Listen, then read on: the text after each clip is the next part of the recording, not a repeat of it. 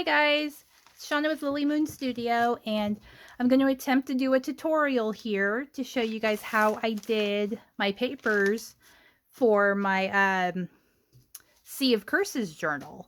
So I'm going to show you how I achieved these colors, these, my index cards, and the bubble printed paper. So hopefully this will go well. It's my first tutorial. So yeah, hopefully you guys will learn something and yeah, be inspired by it. Okay, here is my setup. I don't have a lot of room. I have like a galley kitchen, so you know, not a lot of room. But so what I do, and I have these aluminum pans. I just fill them with hot water, as hot as I can get it from the tap. I don't think you're long. I just got more time in the house. Okay, I'm recording something, bud. Oh, sorry. You're okay. And so they're kind of stained up because I've used them multiple times, but you know, I'm looking for a more permanent container, but for right now this is what I use. So I just fill them up, and the three colors, sorry I'm holding my camera so hopefully this isn't nuts. These are the ones that I use. It's Tulip brand fabric dye. I picked these up at Hobby Lobby. So I'm going to use black, royal blue, and sage. For anyone interested, since I have it literally right here, when I did my first ocean journal, this is the teal that I used to accomplish some of those pages, but not using that for this. So I don't really have any measuring that I do. I just kind of eye it, and some of it doesn't take too much. This sage though, I'm going to use like all of what I had left because it's really light. And I just kind of, you know, mix it up. Use a butter knife. Absolutely nothing fancy happening over here. And this is not the true color that will show. This is more of that kind of greenish paper that was in my journal. I'll obviously point out which ones those are. But this is the sage. Just try to make sure all that powder is dissolved. And you can totally use a whisk or, you know, something a little more professional for mixing than a butter knife. But, you know, I just kind of grab stuff and go with it. Okay. And the blue. And this one is much more vibrant than that sage. So, see how I have this opened here. So it definitely doesn't take quite as much. I'm hoping that's enough sage to get decent color, because when I have an awkward spot open. So of course, trying to do it one-handed. Wonderful, wonderful stuff. Okay, let me kind of mix it and see what that looks like. This one dissolves easier too. I don't know why. Yeah, the sage, we haven't liked each other. We haven't gotten along, but that one I definitely have to leave the paper soaking for much longer. Some with this blue, it's almost like instantaneous. And I do it to get like wider shades of blue. Okay, so that should be good. And now I'm gonna do the black. I do quite a bit of black dye in here. And on the paper I noticed, it does, even if I just use the black and leave it soaking for quite a while to get it really dark, it still kind of has a blue tint.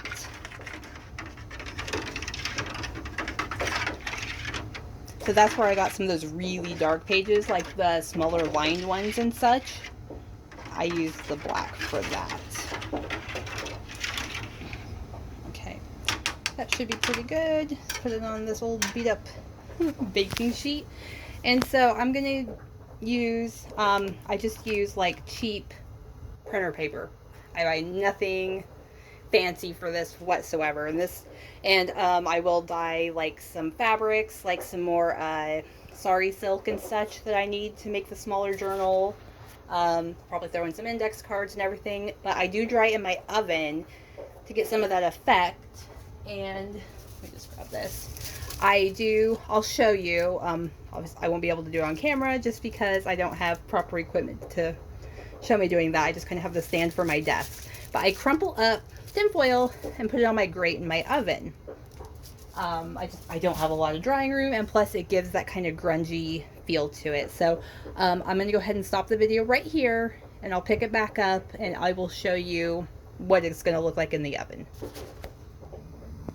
Okay, so this is what it ends up looking like in my oven. Just put a nice layer of tin foil that you've crumpled up. You can crumple it up really small so that the wrinkles are smaller, do it larger, you know, whatever works for you. Fun to experiment. If you have really thin tin foil, like the cheap stuff, I tend to buy the cheap stuff for this, just, you know, because I'm a cheap person, let's be honest. So I will double layer it.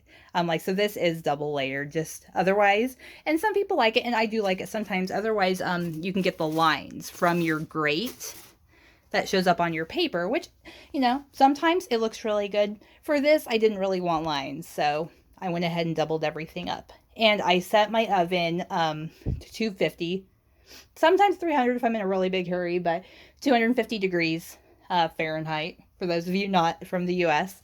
And I dry my paper that way. So I will get some paper in, kind of show you that. And something I do want to point out, you want to wear gloves with this.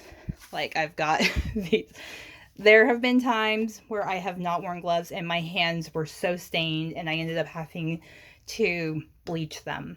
Like, I did kind of a diluted bleach with some water and stuff, and it was still in my nail beds for like a week or so, or if not longer. And I wash my hands constantly, like with work and everything. So something to remember if you're going to use this kind of dye, glove up. So, okay, I will get a little more going and kind of show you where I'm at there. Okay, I want to show you guys how I kind of do the lighter blue. Just because it does absorb that color so fast. I don't leave it in there for very long. And plus, I don't want a vibrant blue. I kind of want more of a gray blue. So I'll show you what I do to achieve that. So I'm putting on gloves. So hopefully I don't stain up my hands this time. So, okay, I'm going to put one of these down in the blue.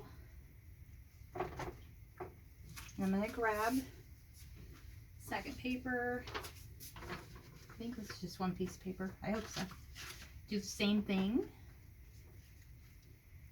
And now I literally would just leave this in for a few seconds. It really does not take very long. Make sure my gloves stay up. I could have gotten a smaller size, but you know. I think I grabbed these in COVID times, just in case. Alright, so I'm going to hopefully separate this. Oh, you know what I'm going to do first? Actually, I'm going to open my oven just so while I have papers in my hands, I don't have to try to do that. So, I can separate the two here. Another reason I don't like to wear gloves. So, okay, I'm going to take this, I'm going to give it a quick dip into that black. So let's sit there for just a second. It really doesn't take very long because I don't want it to be black. I do still want that light blue. I'm going to take it, pop it in the oven. And do the same thing with this other one. Oops.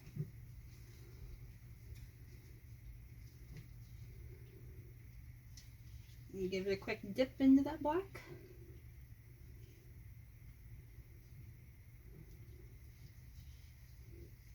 Pop it in the oven. And that'll just give it kind of a gray feel. More of the color that I want. Take these off, maybe. And this is what it looks like in the oven. If there's wrinkles in there, don't care. Puddles, that's fine. Gives it more dimension. And any of the paper that I have sitting in this blue, even if I want it darker, I will do the black dip. Just because otherwise it's just the wrong shade of blue for what I'm going for. The sage, just because that is like a gray green, I did a few dips, but it really didn't do much for the color. And I still liked it without that. So I didn't find that one needed the black dip. So I do that for all of those. So I will go ahead, kind of stop it here, and I will show you when I get to the wax paper what I do for that. Okay, so I'm back here with the wax paper, and it's been soaking in there. I did put some stuff on there to weigh it down just to keep it under that water, the dye, because it's really light and it'll just float right up to the top. So I'm going to go ahead and take this out to let it dry. I don't put that in the oven. That would melt everywhere. And also I did give up on the gloves. So this is what will happen to your hands if you don't use them. But it just became a huge pain in the behind.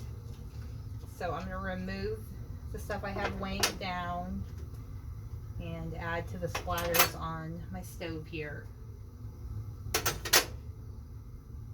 you lift that up, you can see we've got color.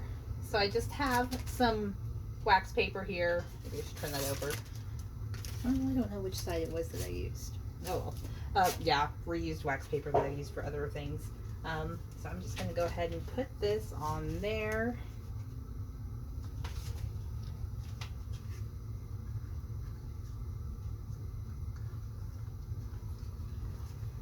Another one.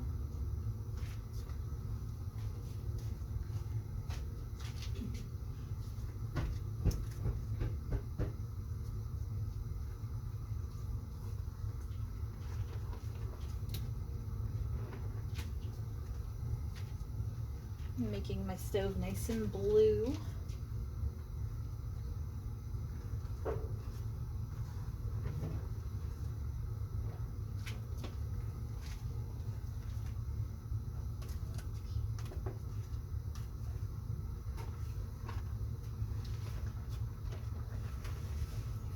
Yep, that's the last one.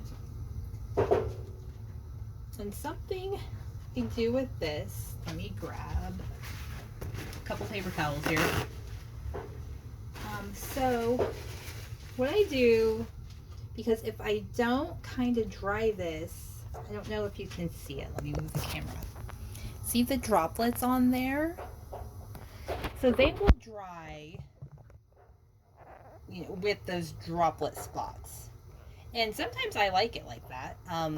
My first ocean journal, I did that and I really loved the water droplets, but for this, because I want to put something else on there, I don't want those. So I'm going to go through here just with a paper towel and kind of blot those up. Oops. Be super noisy in the process of it. Just so I don't have those. But yeah, if you want water droplet spots, that's the way to do it. But I do not. So I just kind of dab, get all that excess off of here.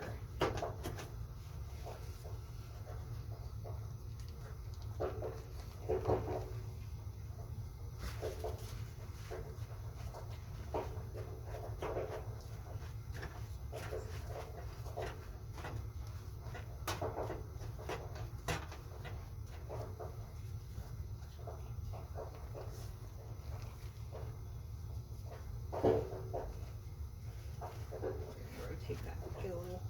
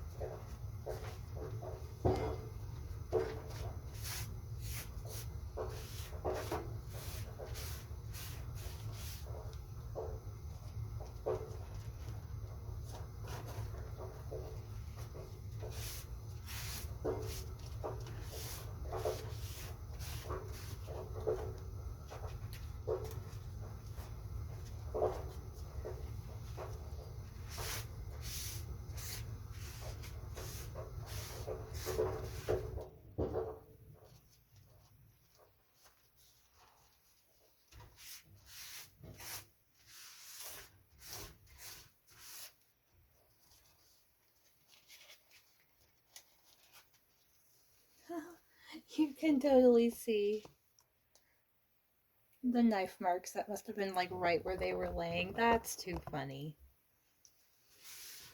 We're adding paint, so it'll cover those up, but that's funny. I didn't notice that with the last round I did. Dry this off. And then I literally just leave this overnight until it dries. So I will leave it, and I will pick up on this project tomorrow and show you how to add the bubbles, which is super, super easy. That's kind of flat. Quick wipe. Okay, and I will be back to show you the rest of that.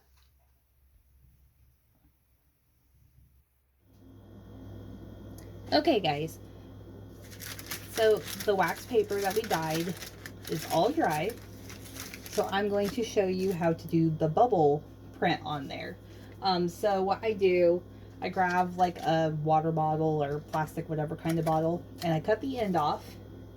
And what I've used, just an old sock that's clean, and I've cut off a part of it, and then I just secure that with like a rubber band. Doesn't have to be super tight, but just so it'll stay on there. And then I just take 2 of these little plates that I have, and on one and I used black acrylic paint. I'm sure other colors would work just fine, but this is what I used. If I can get it out. There we go. There we go.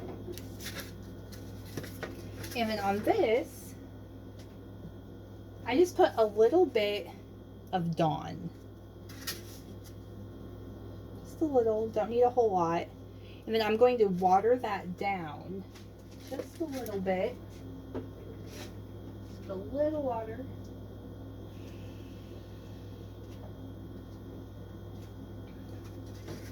I kind of mix it around.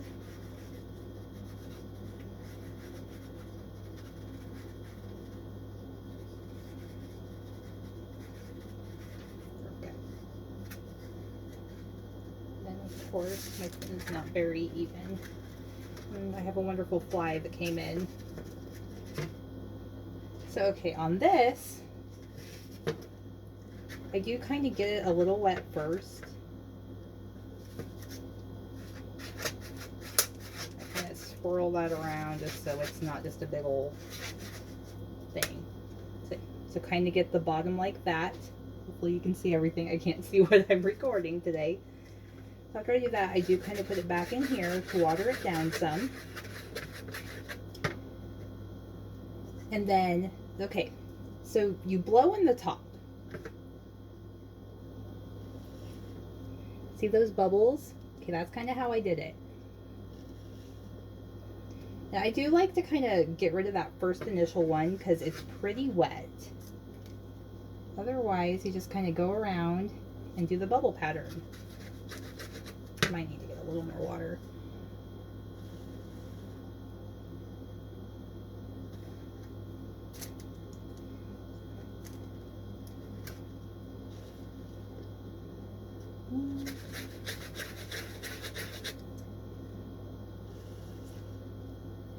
Yeah, I really do need more water. I'm gonna set this back down, get a little more soap and water.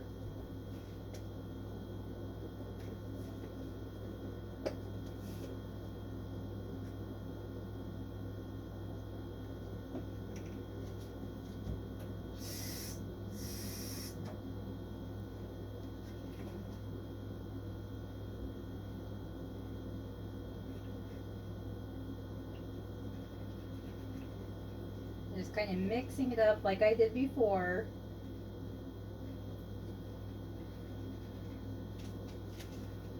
Bring that back.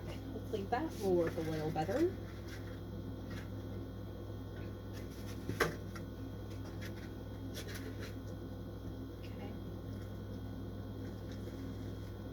Oh yeah, much better. So I'm going to go ahead and kind of blob that off so it's not just having weird black spots on your paper.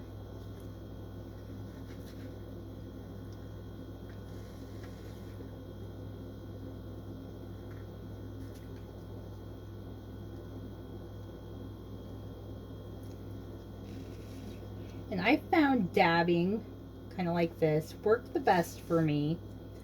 Just the pattern that I liked. It's definitely kind of trial and error with this.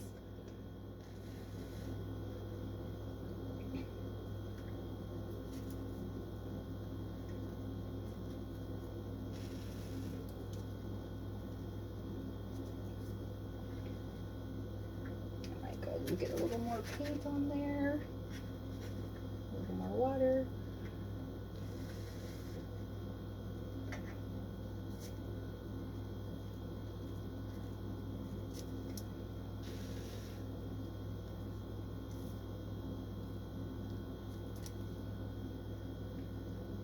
I'll kind of show you. I won't sit here and do the whole thing on camera because that would take forever.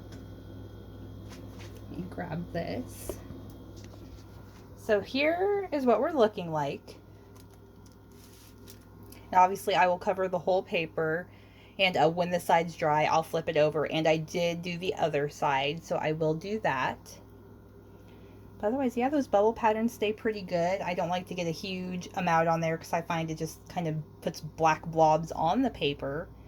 And usually if the bubbles stay too long, I'll go ahead and pop them. And you still get, you know, that bubble look. So that's how I do that. So yeah, I will finish these off camera just so you don't have to watch me sitting there and putting bubbles on paper for however long. But I will show you the finished results. Okay, upon going back and watching the video, I realized there's a lot of stuff you guys couldn't see. So I apologize for that. So real quick, I was just going to show you guys a couple things. I did get that paper done, so it's all bubbly, but it's got to dry. So I'm going to do another one. This is kind of, excuse my messy stove, I've been dyeing paper and everything else like crazy. So here's kind of what the water mixture looks like. It's turned black now because of the acrylic paint. Let's see how well I can do this one-handed. So we got this guy. I'll kind of show you a little better so you can actually see what's going on. So I'm going to go ahead and blow into the top of that with that bottom cut off. So you see that bubble. And then I kind of drop it because there's a lot of water hanging out in that first initial thing. And then just dab it. And you get bubbles everywhere. See? Lots of bubbles.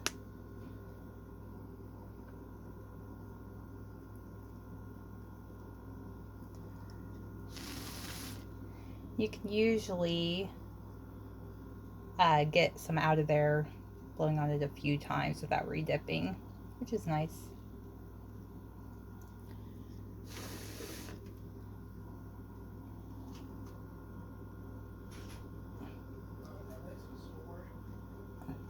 I'm recording something, kiddo.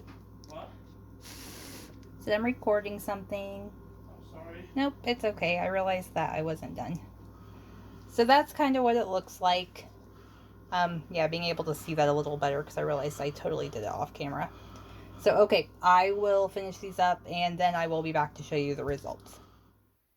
Okay, guys, here we have the finished product. That bubble paper, did it on both sides. Turned out really nice. These ones, it doesn't take very long to dry when you do the bubbles, so that is pretty nice. So I will just kind of, so I showed you these, kind of go through the papers that we dyed. This one was the one that I did in the sage. And these, let me grab them.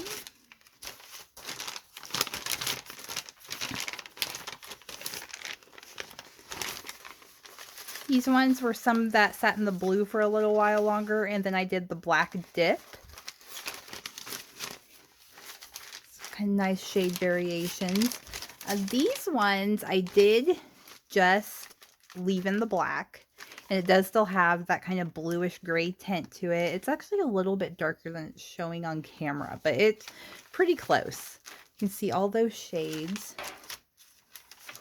And we've got some of the really light blue ones. And these I did do a quick dip in the black too, but I didn't leave these in the blue hardly any time, if you remember correctly.